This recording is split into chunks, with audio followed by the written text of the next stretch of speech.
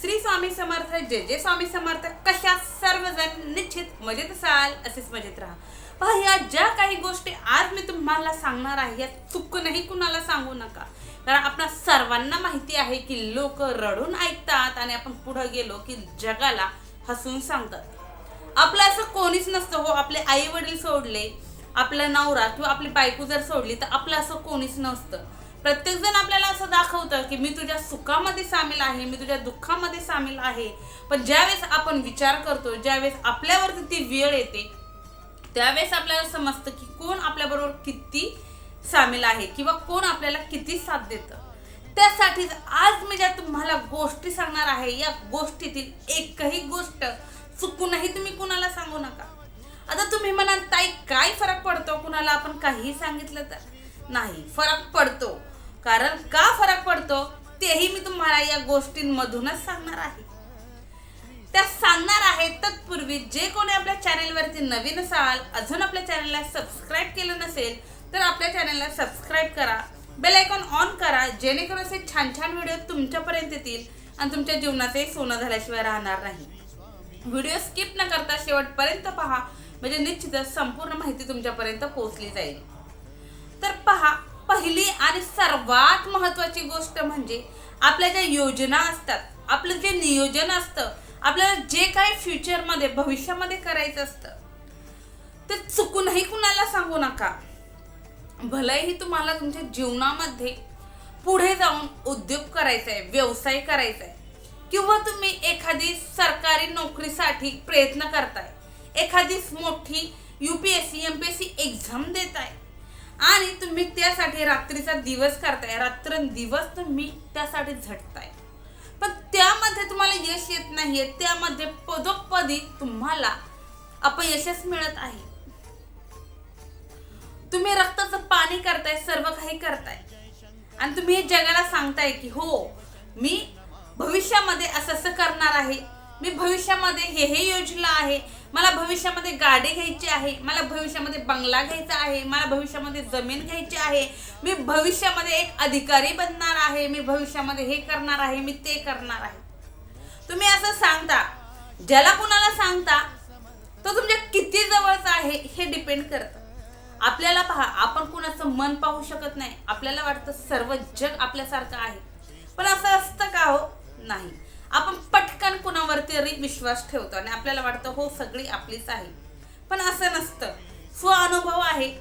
माझा स्वभावही अगदी असाच आहे, बोलगड आहे. माझ्या पोटात कधीच काही राहत नाही. मला राग आला तर मी परखडपणे बोलून जाते. मला जे आहे, माझं जे मत आहे ते मी परखडपणे व्यक्त करते. माझ्या मनात काही राहत नाही, माझ्या पोटात काही राहत नाही. मी स्पष्ट बोलणारी व्यक्ती आहे. पण या गोष्टीचा मला भरपूर वेळा तोटा सहन करायला लागलेला आहे. स्वअनुभव सांगते.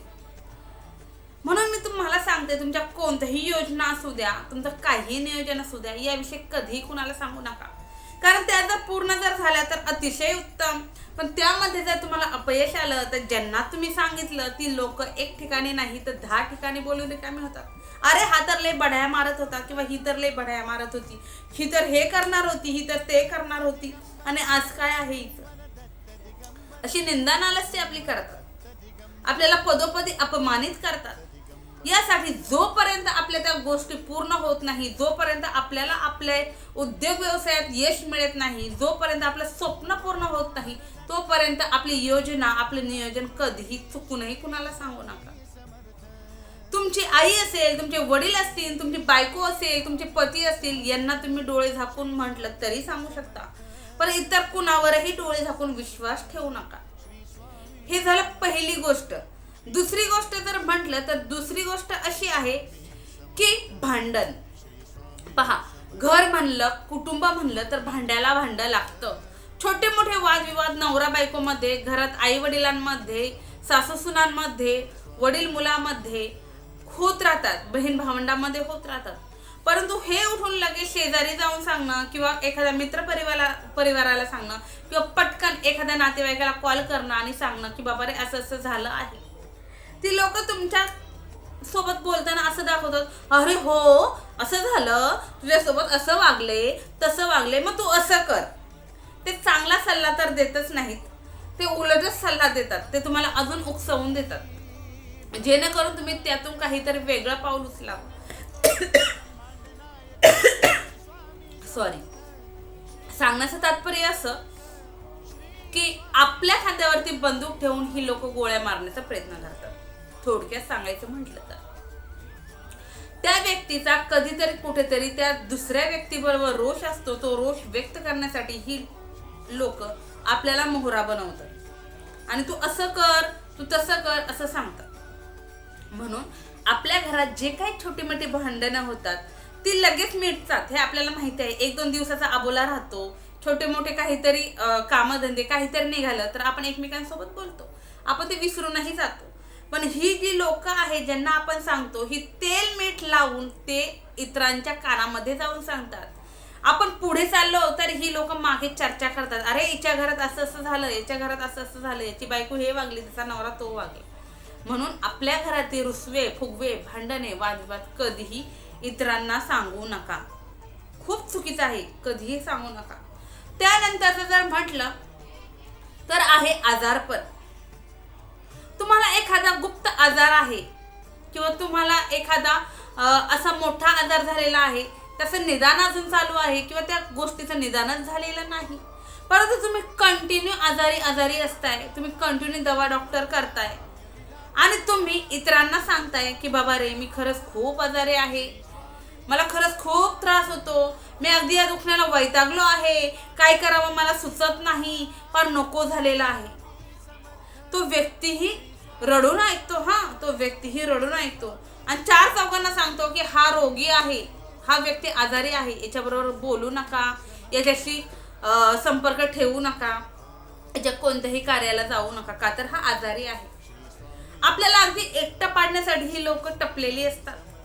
कोणतेही समाजकार्य असो, कोणतीही गोष्ट असो, काहीही कार्य असो, कोणता कार्यक्रम असो, त्यामध्ये आपल्याला सामावून घेतलं जात नाही.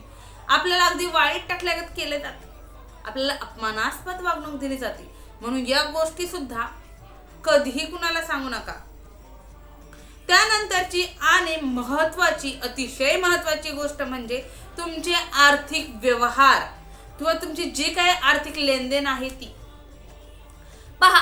तुम्ही एखादा उद्योग व्यवसाय चालू करताय किंवा चालू केलाय, त्यासाठी तुम्ही कर्ज घेतलेला आहे किंवा कर्ज घेणार आहात, तुम्हाला कुणाची तरी एवढी उसनवारी द्यायची आहे, तुम्हाला कुणाकडनं तरी पैसे घ्यायचे आहेत, हे जर तुम्ही इतरांना सांगितलं तर तो व्यक्ती काय म्हणतो, अरे याने उद्योग चालू केलाय, अरे याने थोडं त्याच्या हिमतीवर चालू केलाय, याने याच्याकडनं पैसे घेतले, त्याच्याकडनं पैसे घेतले, याने कर्जच केलेलं आहे, याने लोनच केलेलं आहे. तो म्हणणार नाही की हा रात्रंदिवस कष्ट करतोय, भलेही तो कर्ज काढून त्याचे हप्ते भरतोय, पण तो ते फेडण्यासाठी रात्रीचा दिवस करतोय, रक्ताचं पाणी करतोय, असं कोणी म्हणणार नाही. पण याला एवढी देणदारी आहे, त्याला तेवढी देणदारी आहे, आणि काय रे उद्योग व्यवसाय चालू केलाय लोकांच्या जीवावरती, लोकांना याला देणं आहे आणि याचा उद्योग व्यवसाय चालत नाही, अशी निंदा नालस्ती केली जाते, असं आपल्याला हिणवलं जातं, असं आपल्या तोंडावरती बोललं जातं, असं आपल्या मागं पुढं बोललं जातं. आणि हीच लोक ज्यावेळेस त्यांना गरज पडते, ज्यावेळेस आपल्याकडे पैसा असतो, आपण त्यांना सांगितलेलं असतं की मला इकडनं एवढं येणे, तिकडनं तेवढं येणे, तर हीच लोक ज्यावेळेस त्यांना गरज पडते त्यावेळेस आपल्याकडे हात घेऊन मागायला येतात की बाबा रे मला एवढी मदत कर ना. आणि ही आपण जरी मदत केली तरीही ज्यावेळेस आपल्याला ते आपलेच पैसे रिटर्न हवे असतात, ज्यावेळेस आपण ते मागायला जातो त्यावेळेस हीच लोक बोलतात, अरे बाबा आत्ता नाही, आणि काय रे तू असा, तू लगेच मागायला आलास का, मी काय कुठं पळून चाललोय का. तो असं नाही म्हणणार की या व्यक्तीने मला अडचणीच्या काळात मदत केली, या व्यक्ती आज वर्ष 2 वर्ष 6 महिन्यात माझ्याकडे मागायला आलाय, निश्चित यालाही गरज असेल म्हणून मागायला आला, असा विचार नाही करत लोक. लोक म्हणतात, अरे का रे मी कुठे चाललो होतो का, तू लगेचच मागायला आला, एवढा पण विश्वास नाही का, असं होतं. म्हणून आपले जे काही आर्थिक व्यवहार असतील, जे काही तुम्हाला कुठून पैसा येणार असेल किंवा तुम्हाला कुणाचे द्यायचे असतील तर कधीही इतरांना सांगू नका. किंवा नेहमीच आपले आई असेल, नवरा असेल, बायको असेल, वडील असेल, त्यांच्यापुढे कधीही नेहमी रडू नका की बाबा रे माझ्याकडे पैसेच नाही, मला एवढे द्यायचे आहेत, मला हे करायचे, मला ते करायचे, पण पैसाच येत नाही, पैसाच टिकत नाही, मला किती जागून येणं आहे पण आलंच नाही. मला एवढा पैसा या ठिकाणावरून येतो, मला तेवढा पैसा त्या ठिकाणावरून येतो. कधी कुणाला सांगू नका हो. जेव्हा तुमचे पहिला जो मुद्दा मी तुम्हाला सांगितला, जेव्हा तुमची ती योजना, जेव्हा तुमचं ते नियोजन, जेव्हा तुमचं ते स्वप्न पूर्ण होईल, त्यावेळेस ऑटोमॅटिकच सर्वांना समजणार आहे. तुम्ही जाऊन सांगायची काही गरज आहे का हो? नाही. म्हणून आपलं आर्थिक नियोजनही कधीही कुणाला सांगू नका, लोक मजाक उडवतात. म्हणून सांगते की थोडंसं काही गोष्टी आहेत त्या गोष्टींवरती संयम नेहमी ठेवा. त्यानंतरची गोष्ट आहे ती म्हणजे आपल्या अडचणी. पहा, माणूस आहे हो आपण, माणूस आहे आपण, आपल्याला अडचणी ह्या येणारच हो. प्राणी पक्ष्यांना अडचणी येतात, प्रत्येकाला अडचणी असतात हो. कलियुग आहे, कलियुगामध्ये अडचणी येतात. अगदी देवांनाही अडचणी, समस्या, दुःख चुकले नाही हो, तर आपल्याला काय चुकणार आहे? आपणही दुःखाचा पुतळा आहे, आपणही अडचणींचा पुतळा आहे. आपल्याला अडचण येणार, समस्या येणार, देवांनाही येत होत्या. पण त्या कुणापाशी व्यक्त कराव्यात? तो व्यक्ती खरंच आपल्या तेवढ्या विश्वासातला आहे का, की ज्या व्यक्तीला आपण आपली अडचण, आपली समस्या, आपलं दुःख सांगतोय, तो व्यक्ती खरंच आपलं ऐकतोय का? त्या व्यक्तीच्या मनामध्ये आपल्याबद्दल खरंच आत्मीयतेची भावना आहे का? हे थोडं जाणून घ्या. ही लोक पटकन कळत नाही तो, आपल्याला समजतही नाही. आपण अगदी रडू रडू त्याला सांगतो की बाबा रे, माझ्या जीवनात हे चालू आहे, मला ह्या व्यक्तीने एवढं दुःख दिलं आहे. आपण रडतो. आणि तीच व्यक्ती जर आपल्या दुःखाचा हसू बनवत असेल, आपल्या दुःखाला हसत असेल, तर त्यावेळेस खूप दुखतं. खूप ठेचा मी पण खाल्ल्या हो, खूप जणांवरती डोळे झाकून विश्वास ठेवला, खूप जणांना मी माझं दुःख सांगितलं. पण ज्या वेळेस मी दुःख करत होते त्यावेळेस तीच लोक हसत होती. ज्यावेळेस मी काहीतरी उद्योग व्यवसाय पोट चालवायचं म्हणून करत होते, त्यावेळेस ज्या लोकांपाशी मी रडले तीच लोक मला हसत होती. अरे, एवढं शिक्षण झाले आणि आज ही व्यक्ती काय करते, अशी निंदा करत होती, मागे पुढे उन्हाधुना बोलत होती. म्हणून सांगते, हे अनुभवाचे बोल आहेत की कधीही कुणावरती डोळे झाकून विश्वास ठेवू नका. कधीही आपल्या मनातील दुःख असो, समस्या असो, अडचण असो, कधीही इतरांना सांगू नका. लोक तुम्हाला असं दाखवतील की हो, त्यांना तुमच्याबद्दल सहानुभूती आहे, पण खरंच सहानुभूती असते का हो? नाही.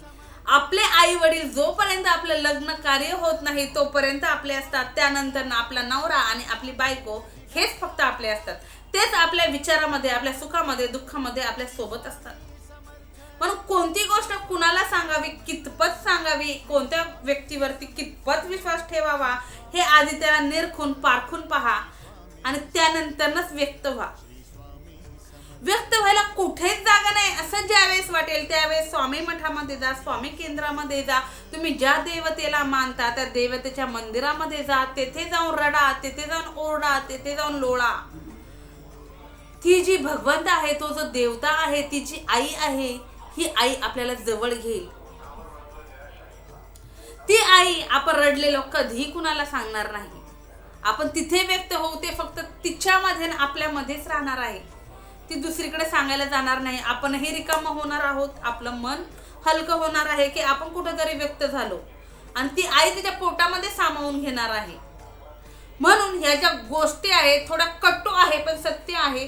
कधी चुकूनही कुणाला सांगू नका. जर जीवनामध्ये यशस्वी व्हायचं असेल तर काही गोष्टींवरती तुम्हाला नियंत्रण ठेवावंच लागणार आहे. म्हणून सांगण्याचं तात्पर्य असं की या गोष्टी खूप महत्त्वाच्या आहेत. जीवनामध्ये एकदा अवलंब करून पहा, तुमच्या जीवनामध्ये खूप छान बदल होताना तुम्हाला दिसतील. आणि जी सांगितलेली सर्व माहिती तुम्हाला पटली असेल, कशी वाटली कमेंट्समध्ये निश्चित सांगा. आणि तुम्ही असे अनुभव घेतलेत तर तेही कमेंट्समध्ये सांगा. ह्या गोष्टींचा जरी तुम्ही अवलंब केला तरीही तुमच्या जीवनामध्ये बदल होताना तुम्हाला दिसतील. झालेली सेवा स्वामींचरणी रुजू. श्री स्वामी समर्थ. जय जय स्वामी समर्थ. श्री स्वामी समर्थ महाराज की जय.